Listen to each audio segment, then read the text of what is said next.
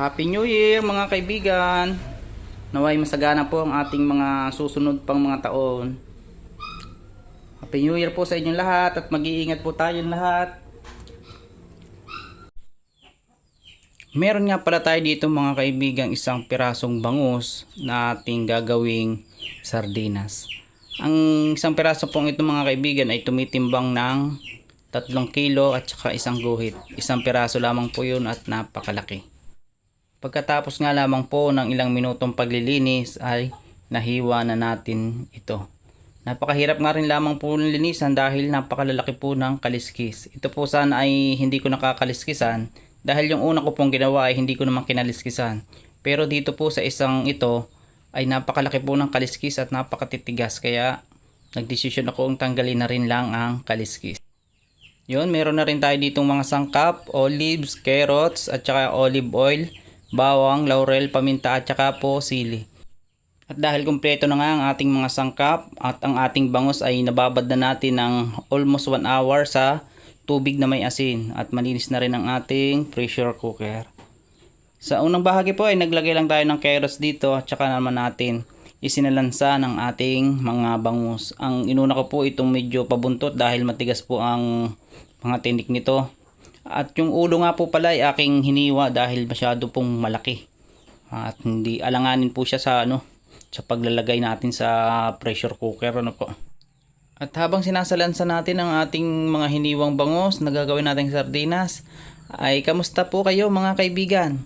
Ang pagdiriwang niyo po ng bagong taon at saka nung nakalipas na Pasko, marami po ba kayo napamaskuhan? At ngayong taong 2025, lalo pa nating sisipagan kaibigan upang ma-achieve natin ang ating mga pinapangarap sa buhay. At yun, balik muna tayo dito sa ating lulutuin. Sa puntong ito mga kaibigan, naglalagay na tayo ng olive oil yan. At saktong-sakto lamang po yan, hindi natin dadamihan. Upang sa ganon, makuluan yung nasa ibabaw. Yan o. Naglagay na rin tayo diyan ng mga pampalasa. Yun, magdadagdag din tayo ng kaunting oyster sauce. Ayun. Para masarap po ang ating gagawing sardinas.